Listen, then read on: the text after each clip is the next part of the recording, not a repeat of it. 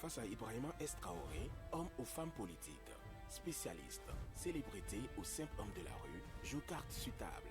C'est du lundi au vendredi à partir de 10h sur Ndimba Radio. Carte sur table. Ibrahima S. Traoré. Bonjour à tous.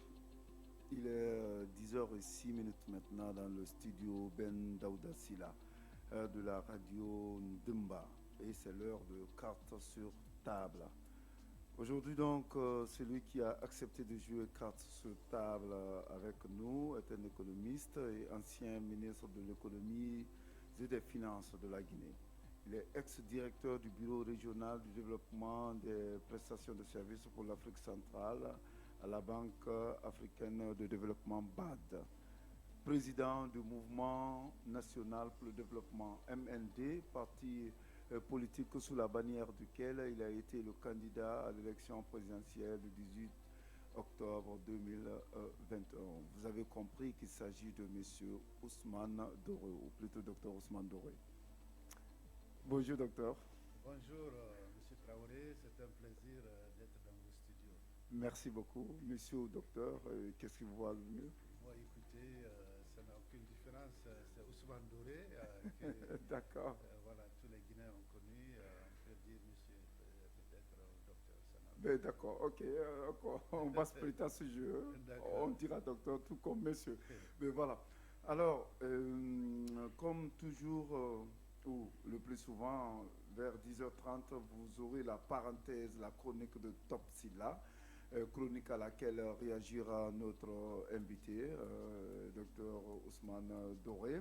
À 10 minutes de la fin, Madame Abi va relayer vos questions, les questions des auditeurs à Dr Ousmane Doré. Et ces questions, je vous rappelle, vous pouvez déjà commencer à les envoyer sur le 611 93 93 62. C'est par SMS direct ou par WhatsApp. Je reprends le numéro 611 93 93 62. Bonjour Madame Abi. Bonjour Traoré, bonjour à nos fidèles auditeurs. Ça va, ça se passe bien. Alors vous êtes prête à relayer les questions à Dr Doré? Oui, j'espère que les auditeurs ils seront gentils avec Docteur. J'espère. Voilà. Alors, carte sur table, c'est maintenant. Face à Ibrahima S. Traoré, homme ou femme politique, spécialiste, célébrité ou simple homme de la rue, joue carte sur table. C'est du lundi au vendredi à partir de 10h sur Ndimba Radio. Carte sur table. Ibrahima S. Traoré. Nous rappelons donc que notre invité du jour s'appelle Dr Ousmane Doré, ancien ministre des Finances, ancien fonctionnaire aussi international de la BAD, et ainsi de suite. Il a un background vraiment bien rempli, bien fourni. Et avec lui, nous allons parler de la politique, nous allons parler du CNT, du CNRD. Nous allons surtout parler aussi de sa volonté de rassembler des partis politiques autour d'un idéal. Et on ne peut naturellement pas finir l'interview sans parler avec lui au moins d'un mot économique. Alors, docteur, après le changement de régime le 5 septembre dernier, vous avez invité des rencontres entre les acteurs politiques pour qu'ils parlent d'une même voix. Pourquoi cela? Merci pour la question. Vous savez, nous avons tous été là le 5 septembre pour suivre le changement de régime qui a été opéré par le CNRD. Des questions se posaient à l'époque sur ce que va être la transition, cette nouvelle transition politique pour la Guinée.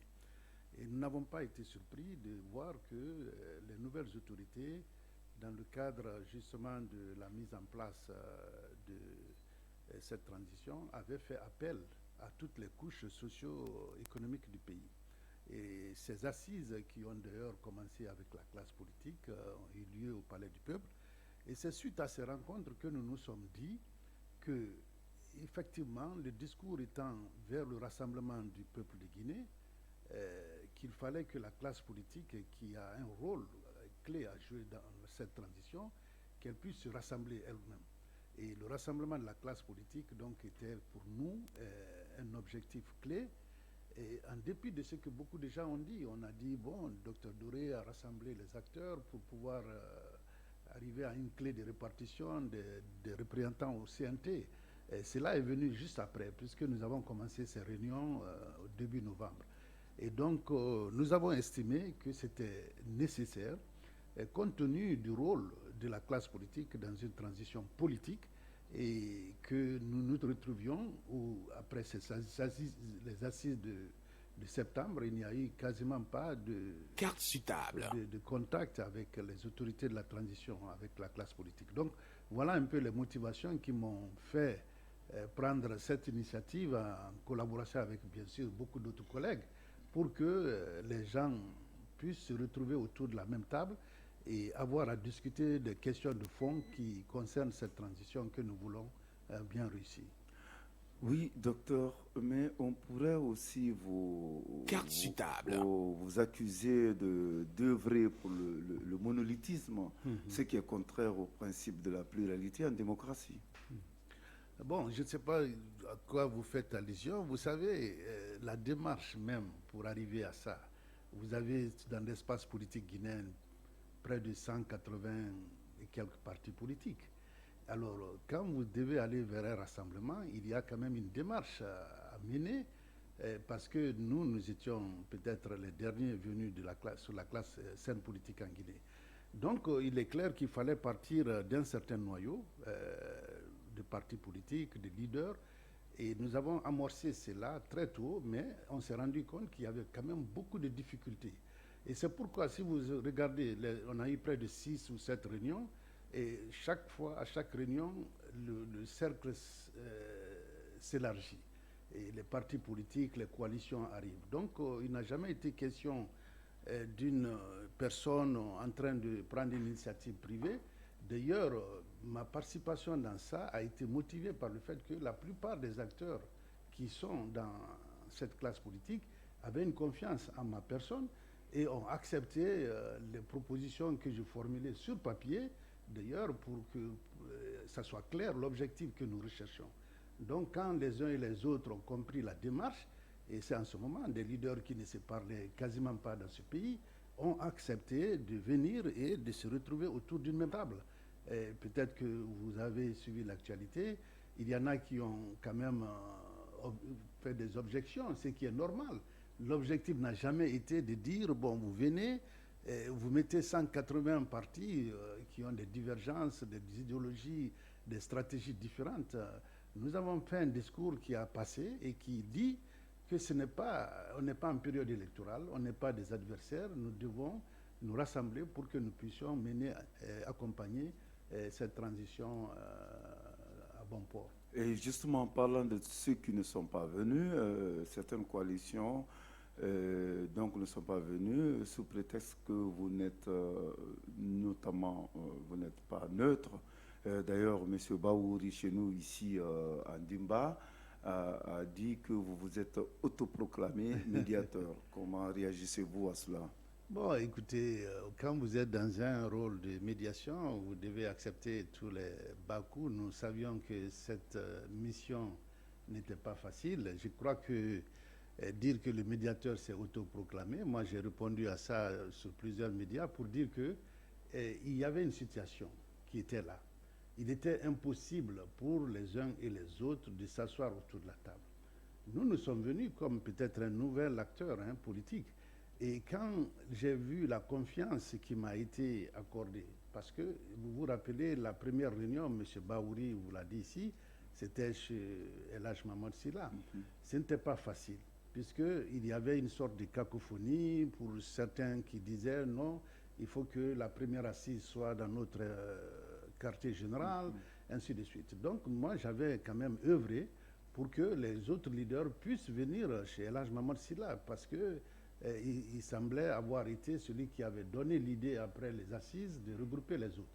Donc j'ai pris ça en considération et tous les autres leaders, El Hadj Selou, le doyen Sidia qui était à l'étranger, le Faya, tout le monde, Ousmane Kaba, j'ai pu leur demander de faire en sorte que nous tenions la première réunion chez El Hadj Mamadou Sylla, où il y avait Bahouri et tous les autres qui l'accompagnent.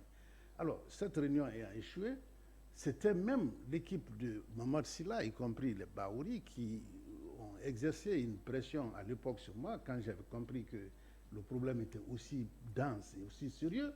Ils m'ont dit, monsieur le ministre, vous êtes le seul à pouvoir faire bouger les lignes.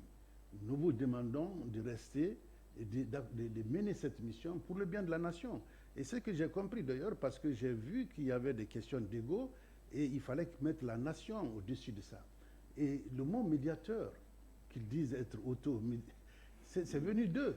Parce que c'est quand même l'intercoalition de Mamadou Sylla, autour de laquelle j'ai fait toutes les discussions, qui a dit, bon, vous êtes médiateur, et il faut que vous puissiez dire aux autres ce qu'il y a à faire, parce que nous avons cette position.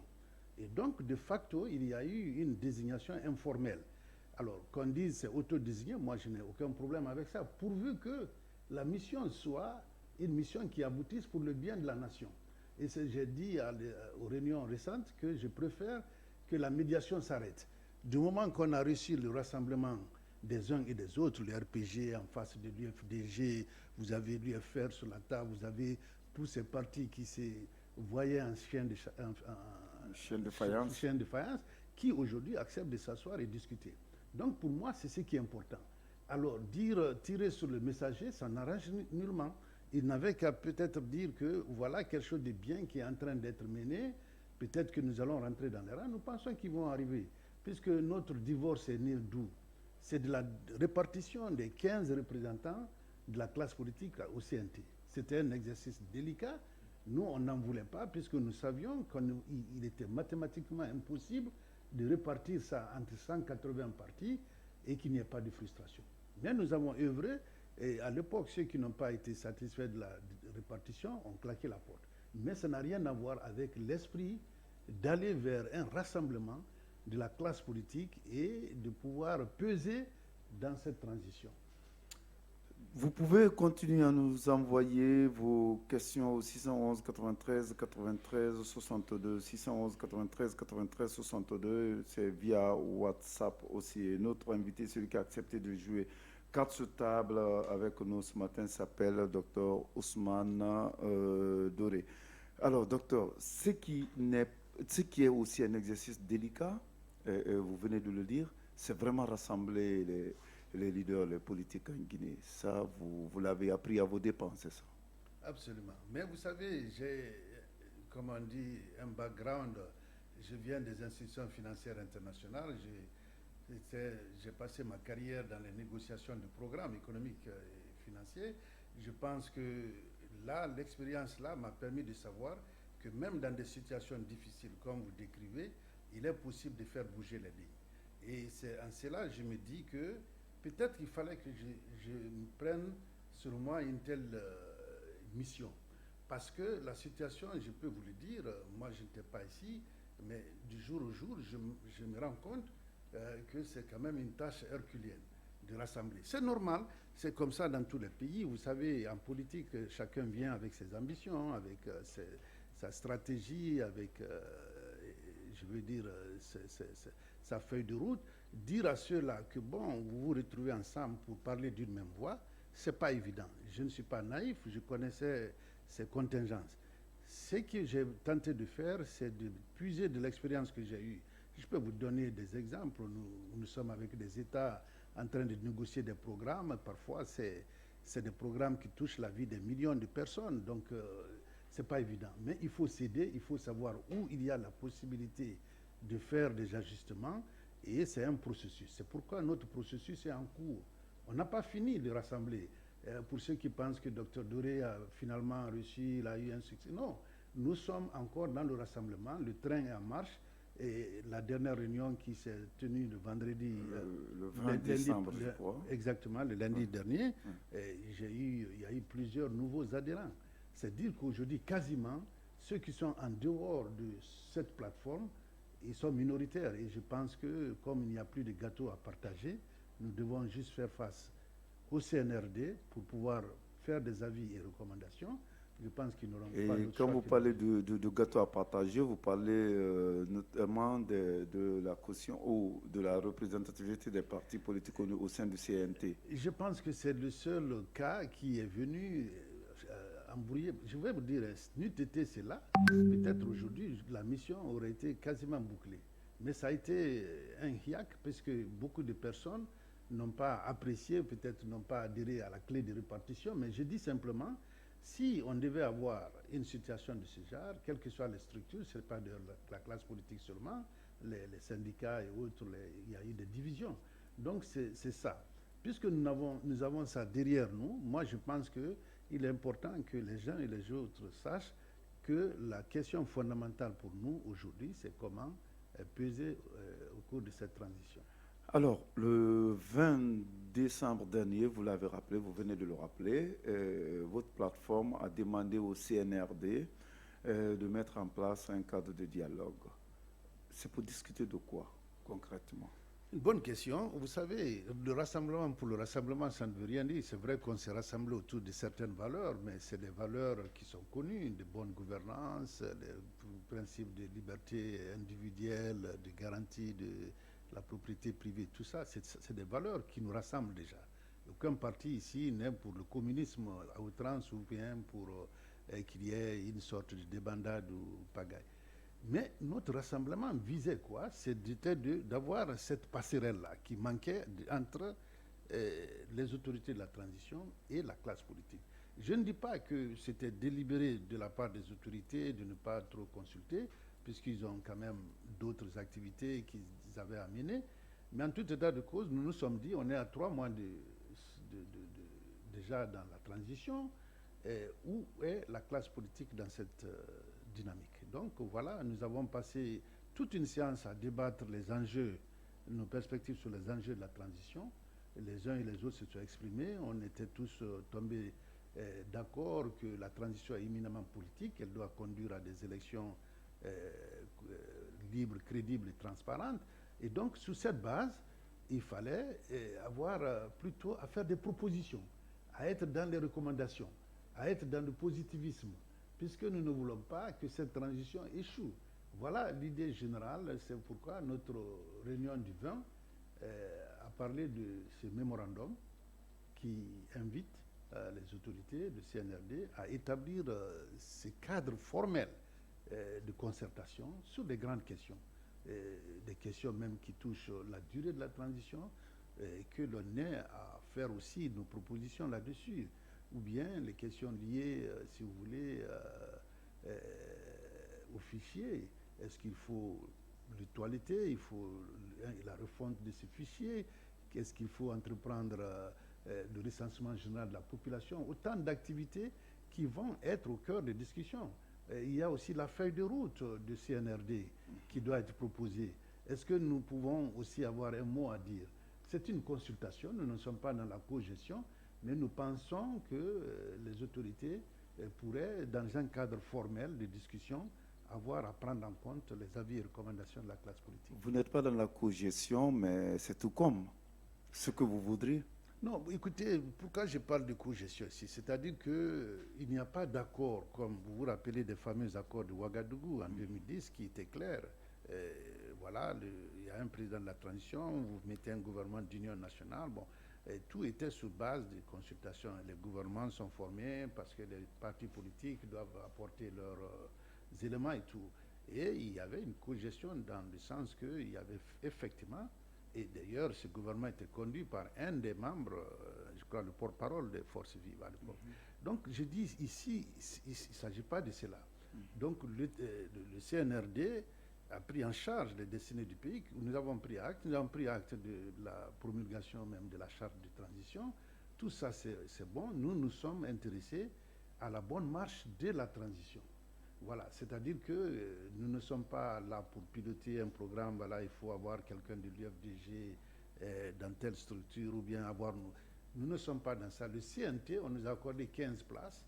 La classe politique, personne n'a... C'est vrai qu'on aurait souhaité mieux, mais il n'y a pas eu, ça n'a pas fait un objet de discussion. On a trouvé les 15, on a proposé.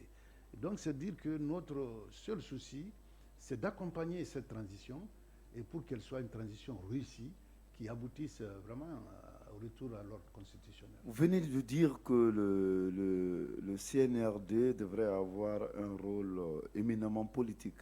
Est-ce que ça vous agace que le CNRD prenne des décisions de développement économique aussi?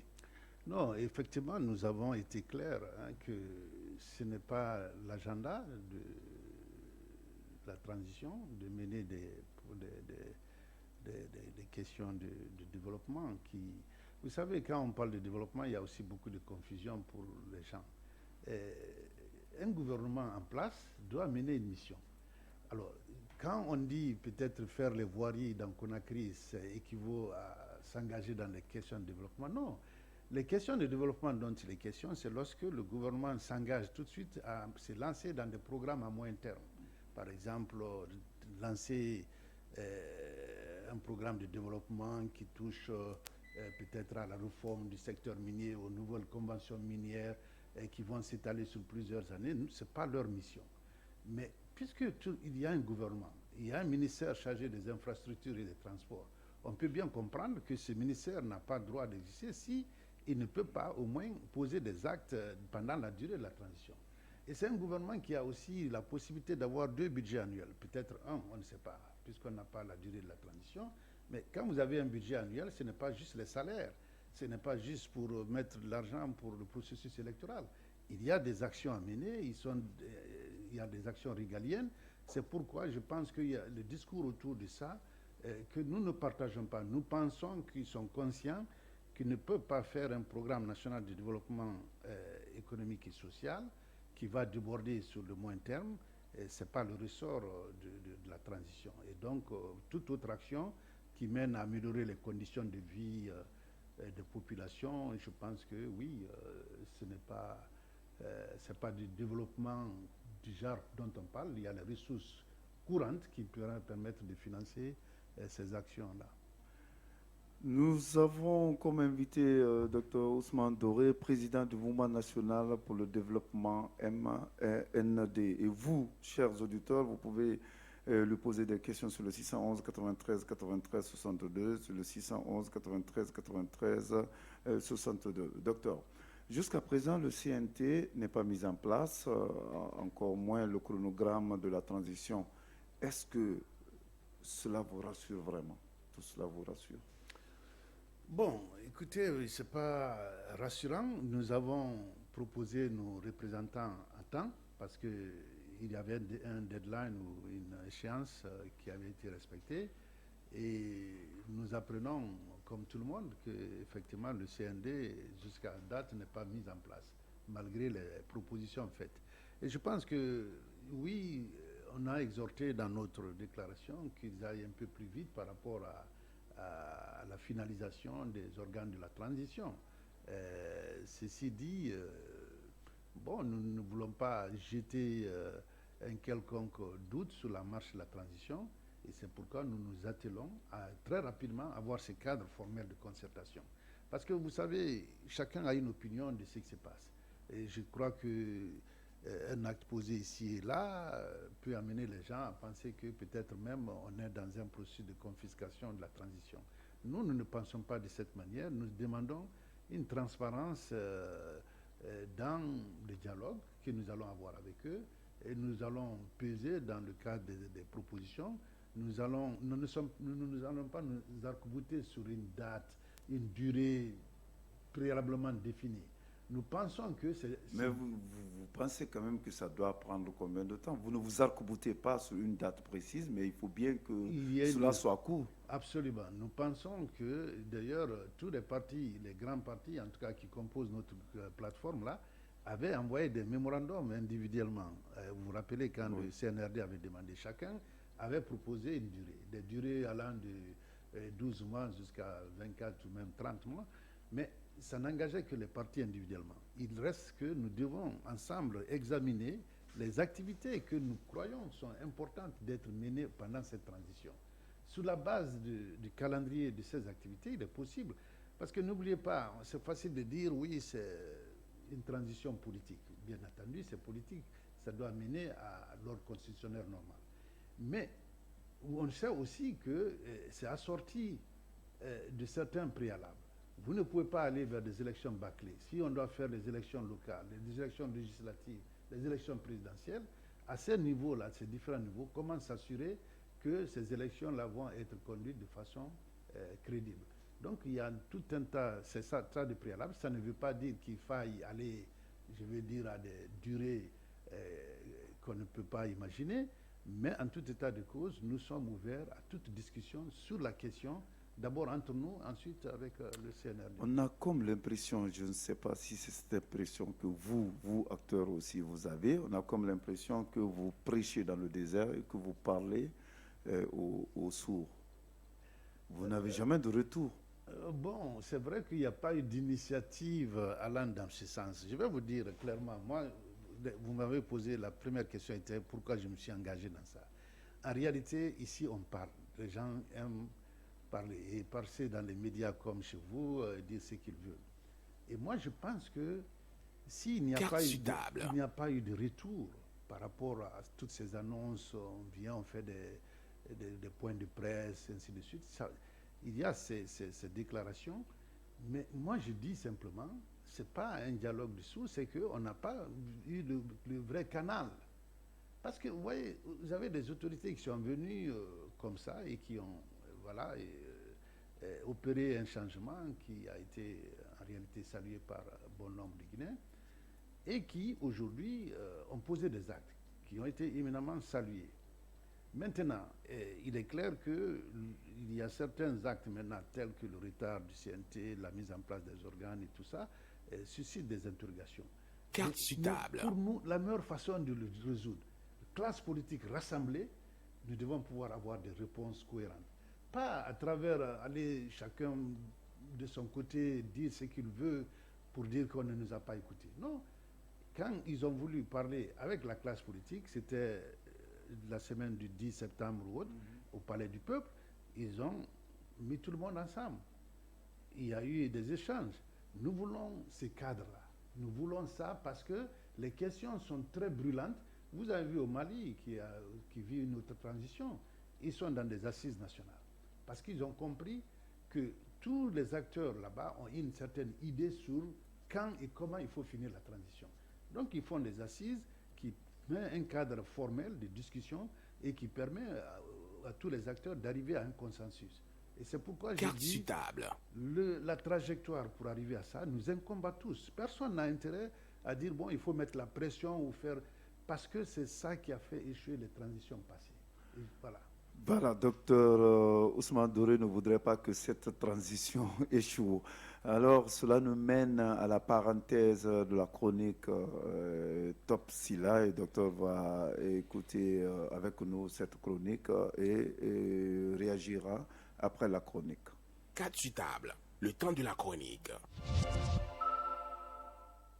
UNESCO infumé de Tchépoudienne sur un air de rumba. L'un à la suite de l'autre, l'art culinaire sénégalais, à travers le célèbre Tchépoudienne et la non moins célèbre rumba congolaise, viennent d'être inscrits par l'UNESCO, Organisation des Nations Unies pour l'éducation, la science et la culture, au patrimoine culturel immatériel de l'humanité. Plan national du Sénégal, le Tchépoudienne, en langue wolof, une recette culinaire à base de riz, de poisson et de légumes, avait déjà conquis des papilles gustatives bien au-delà des frontières du pays de la Teranga. Dans maintes contrées de la sous-région et ailleurs, il reste un repas prisé, même avec des variantes plus ou moins proches de celui que l'on pourrait déguster à Saint-Louis, du Séré originaire, ou à Soumbédioune, dans Dakar. Un peu à l'image de notre riz gras ici en Guinée, très présent lors des cérémonies de baptême et de mariage. Quant à la rumba congolaise, cette décision de l'institution spécialisée des Nations Unies vient labelliser une musique qui berce l'Afrique au sud du Sahara depuis des lustres. Maintenant, avec cette consécration, ce genre musical revêt une dimension encore plus importante en devenant tout simplement un patrimoine protégé de toute l'humanité, comme par exemple le reggae jamaïcain ou le tango argentin, ou encore sa cousine, la rumba cubaine, devenue, elle, patrimoine de l'humanité en 2016. Cette dernière, d'ailleurs, serait en quelque sorte un avatar de la rumba, une danse née en Afrique centrale, précisément au Royaume du Congo, qui sera rebaptisée rumba une fois arrivée sur l'île de Cuba, dans les baluchons, comme on dirait, des esclaves, il y a des siècles de cela. C'est dans les années 30 que la rumba est revenue en Afrique, son berceau, notamment sur les deux rives du fleuve Congo, appelé Zaïre à l'époque du président Mobutu, grand mécène devant l'éternel. Grâce à des talents comme Joseph Kabasele, Grand Calais, des virtuoses de la guitare tels Dr Nico Kassanda, Franco Luambo Makiadi, Mavatikou Michelino, des chanteurs de légende à l'image de Taboulé Rochero Papa Wemba, ou encore un saxophoniste de génie de la trempe de Kuyamangana Mateta Verkis, et bien d'autres encore, la rumba congolaise a rapidement acquis ses lettres de noblesse et irradié le continent africain de ses mélodies au rythme de ses pas de danse. Après l'espace culturel du Soso Bala en 2008, incluant le légendaire balafon et les traditions qui y sont liées, on espère que des recettes culinaires guinéennes, des danses et des musiques bien de chez nous rejoindront dans les années à venir le tchépouyen sénégalais et la rumba congolaise dans le patrimoine immatériel de l'humanité. 4 sur table, le temps de la chronique. Face à Ibrahima Traoré, homme ou femme politique, spécialiste, célébrité ou simple homme de la rue, joue carte sur table.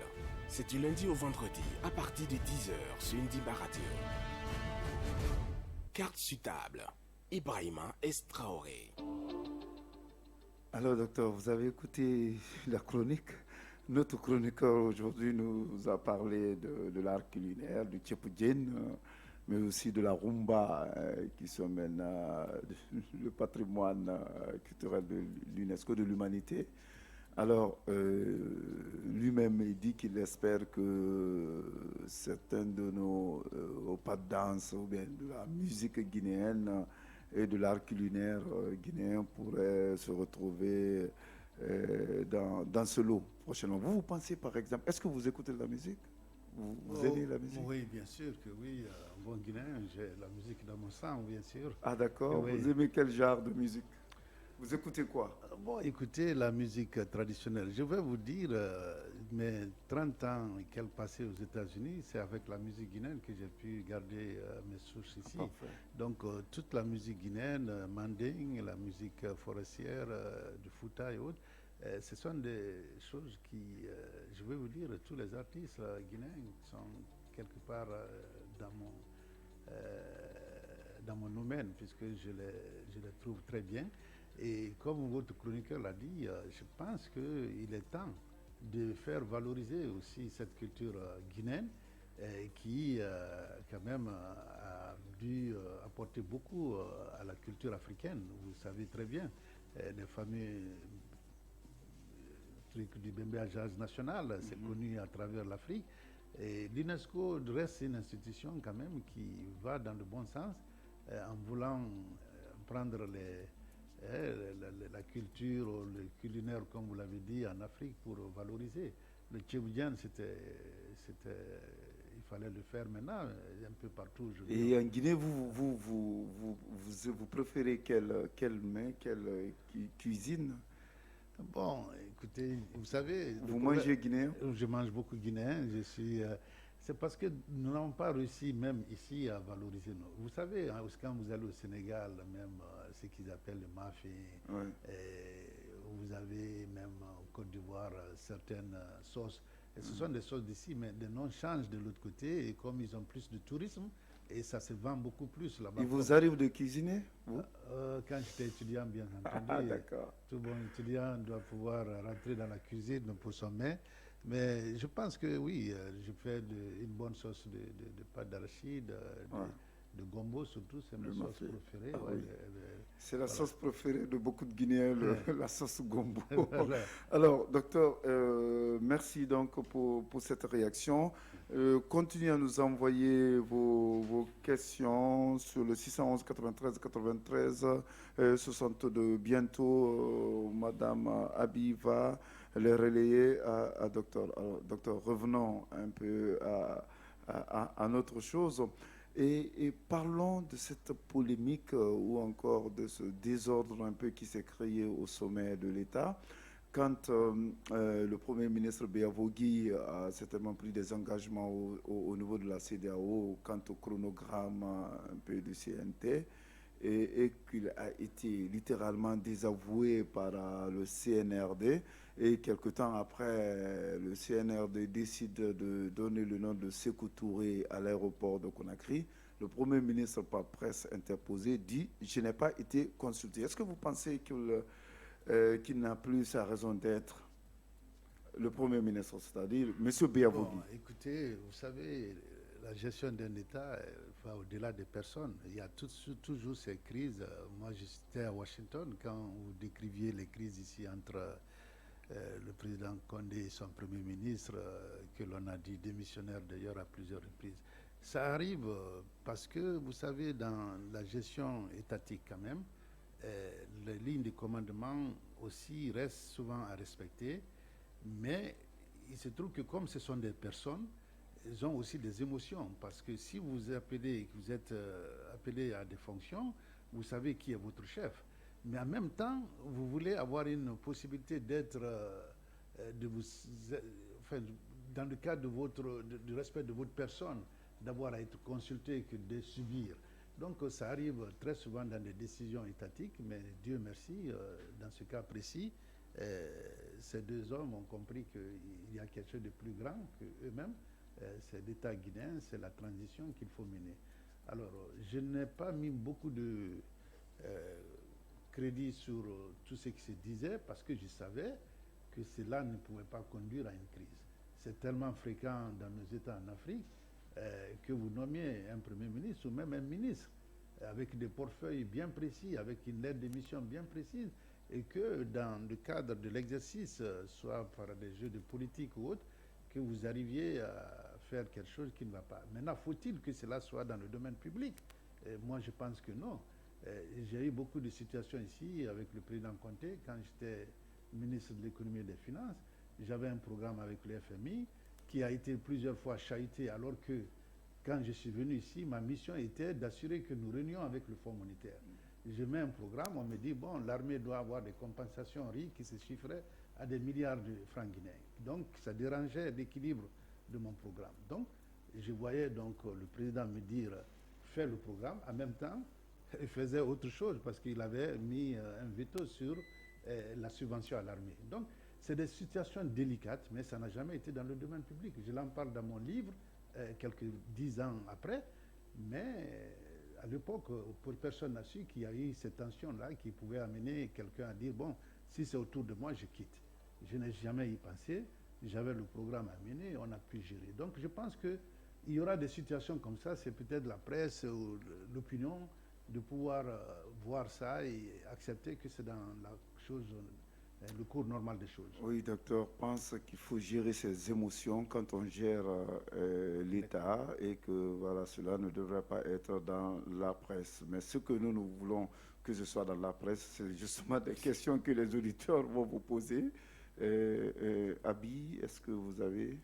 Oui, il y a Kourou Diallo qui nous dit bonjour depuis Kiroti, qui veut savoir quel est l'état de santé de votre parti. Bon, le MND se porte bien. Le MND, qui est le Mouvement national pour le développement, a été réellement mis en place dans sa version révisée en juillet pour participer à des élections 3 mois plus tard. Et n'ont pas besoin de revenir sur notre score en octobre passé.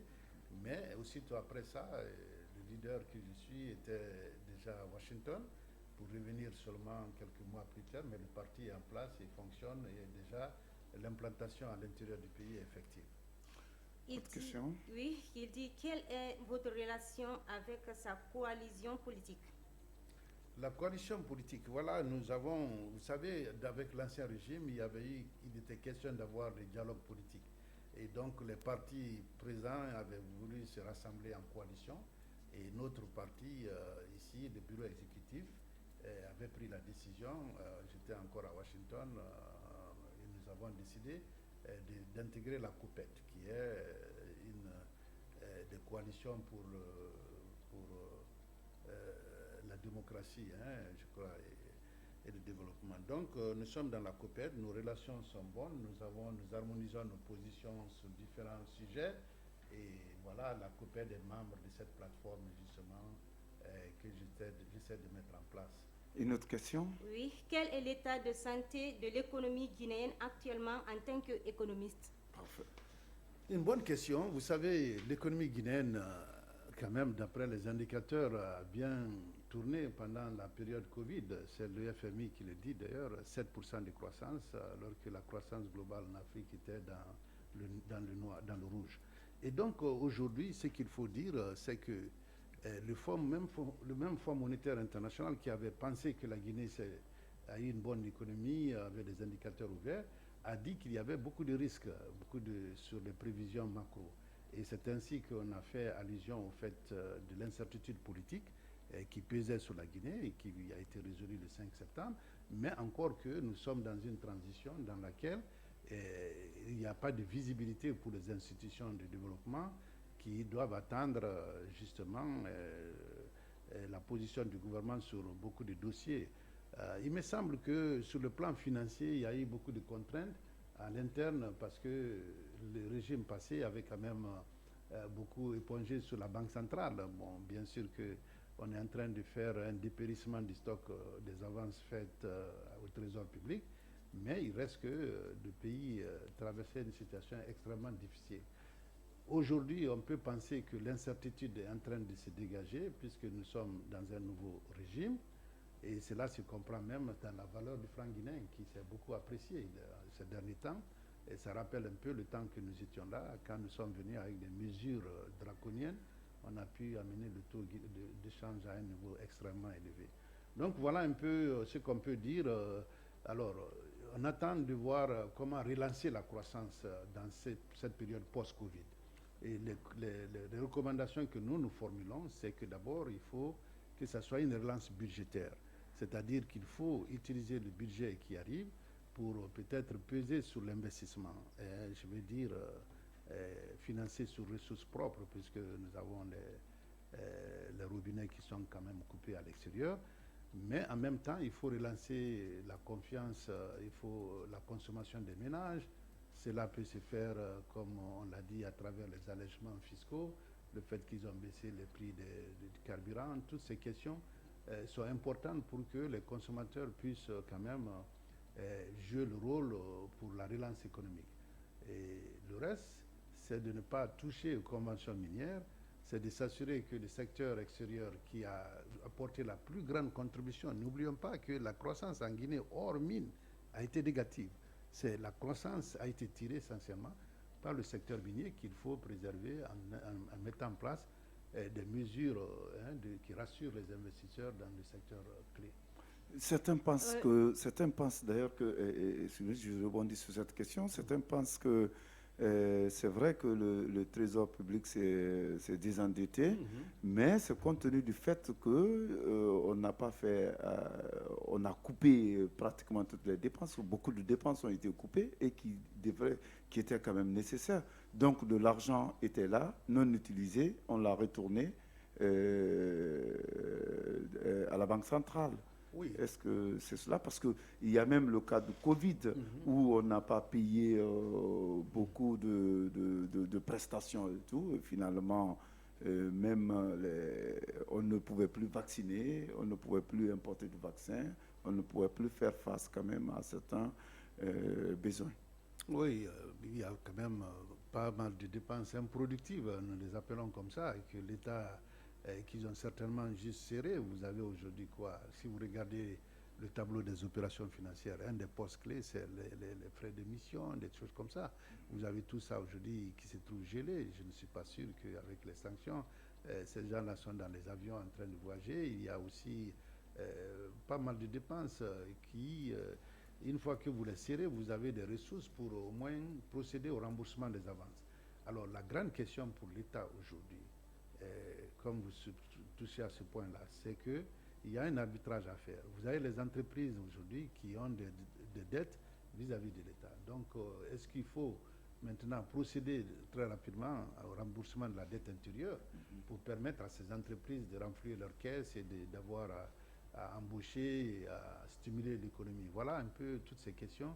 Et bien entendu, il y a eu un arbitrage, je suis d'accord avec vous, l'arbitrage qui consistait à dire qu'il faut rétablir la santé financière par rapport au système bancaire. Ça a été fait, ça a été confirmé par les autorités de la Banque centrale. Maintenant, il faut aller dans la mobilisation des ressources internes, parce que nous avons maintenant pas seulement les dépenses improductives qu'on peut couper, mais il y a les dépenses réelles. Il y a les élections à financer, on souhaite que les partenaires viennent après, mais il faut trouver les ressources. Vous pensez que le CND va tenir pendant longtemps, que durera la transition sans aide extérieure? Bon, c'est possible, vous savez, le budget doit être financé d'une manière ou d'une autre. Ou alors vous tombez dans ce qu'on appelle les arriérés. Et il doit toujours y avoir un équilibre entre ressources et emploi. La grande question pour eux, effectivement, c'est de dire que nous devons avoir un programme minimum qui tient, en fait, une gestion de trésorerie. Parce que si vous connaissez les rentrées fiscales, il y a 3 éléments, c'est les impôts, la douane, c'est le trésor, et vous connaissez ce qui rentre mensuellement. Vous savez les dépenses urgentes que vous avez en face de vous, vous les identifiez. Il est clair que vous pouvez cheminer dans la liquidation des dépenses essentielles, c'est ce que je veux dire. Et bien entendu, leur rôle aussi, c'est d'assurer la communauté internationale. C'est pourquoi ces relations avec la CEDEAO là sont très importantes, parce que le financement de certaines dépenses doit nécessiter l'apport des partenaires. Voilà. Vous qui avez été ministre des Finances, est-ce que vous pensez que notre pays est si riche au point de se passer de l'aide extérieure? Bien sûr que oui. Nous pensons, beaucoup de pays moins riches que nous se passent de l'aide extérieure. En fait, dans le jargon des économistes, l'aide extérieure n'est pas conducive à une sorte de transformation économique. Il faut s'en sortir. La réalité de la Guinée, c'est quoi? Nous sommes assis sur ce vaste potentiel qui est en réalité inexploité, parce que sortir des millions de tonnes de bauxite pour l'étranger, la valeur ajoutée est faible. Il faut la transformer. Nous ne sommes pas dans cette logique de transformation des choses, ce qui aurait créé éminemment de richesses. Et donc ces richesses que nous avons ici, c'est qu'elles ne sont pas valorisées et autres. Et vous prenez le secteur agricole qui aurait pu nous permettre d'assurer l'autosuffisance, donc qui mettrait fin à des importations massives de denrées alimentaires. Et tout ça, c'est des ressources que l'État aurait engrangées pour faire les routes, pour faire les aéroports, pour avoir tout ce que vous pensez manque à la Guinée. Un pays comme le Sénégal, j'ai été représentant du FMI dans ce pays, j'ai pu connaître comment ce pays-là, qui reposait essentiellement sur l'arachide à l'époque, et qui a pu vraiment amener le Sénégal comme deuxième puissance de l'Afrique de l'Ouest francophone. C'est très passionnant. Faire une interview avec vous, on apprend beaucoup. Docteur Dentré, on est pris par le temps. Et que pensez-vous de la CRIEF? Une bonne initiative. Moi, je pense que je l'ai salué par rapport aux différents actes posés par ce régime. C'est que, vous savez, l'impunité, c'est un mal. Un mal qu'il faut guérir. Dans ce pays, les crimes économiques ont été commis. Vous pensez qu'une telle cour doit être mise par un régime d'exception? Bien entendu que oui, ils vont mettre beaucoup de choses en place qui vont être dans la continuité. Ce n'était pas à eux de dire on a mis et puis c'est terminé. C'est donc mettre des structures, oui, ils sont mieux outillés parce que vous savez, un régime d'exception, bon, il y a des décisions à prendre et comme ça porte sur la justice, l'enjeu pour eux est de rendre ces institutions crédibles pour qu'elles survivent la période de transition. Aujourd'hui, 22 décembre 2021, cela fait jour pour jour 13 ans depuis que le général Conté nous a quittés. Quel souvenir gardez-vous de l'homme? Vous étiez son ministre des Finances, je crois, aux dernières heures de sa vie, si je ne m'abuse. Oui, tout à fait. Oui. Bon, évidemment, j'ai été évicté avant sa mort, mais je dirais que c'était un homme, je veux dire un leader. Il avait des qualités, des caractères d'un vrai leader. Moi, j'étais celui qui le combattait quand j'étais étudiant aux États-Unis. Quand je suis venu ministre ici, je vous dis clairement, à l'approche de cet homme-là, qui avait toutes les valeurs humaines, il écoutait surtout. Et donc, ça faisait que j'étais celui qui était pressenti être l'opposant dans le gouvernement. J'étais devenu son meilleur ami et celui qu'il avait beaucoup admiré. Donc moi je crois que le général Lansana Conté est un grand président et il rentre dans l'histoire, pas seulement parce qu'il a ouvert le pays à la démocratie, mais il connaissait la Guinée. Merci beaucoup, merci Dr Ousmane Doré d'être passé. Vous revenez quand vous voulez. Quand vous voulez. D'accord, merci beaucoup. Alors, c'était 4 sur table. Cette émission est rediffusée à 18h. D'ici là, vous avez à 11h l'homme de Mike pour 100 000 cash. C'est ça le nom de l'émission. Merci à Madame Abi. On n'a pas pu prendre toutes les questions des auditeurs, mais ben voilà, ce n'est que partie remise. Le docteur reviendra certainement un autre jour. Merci et à demain, Inch'Allah, à la même heure. Au revoir.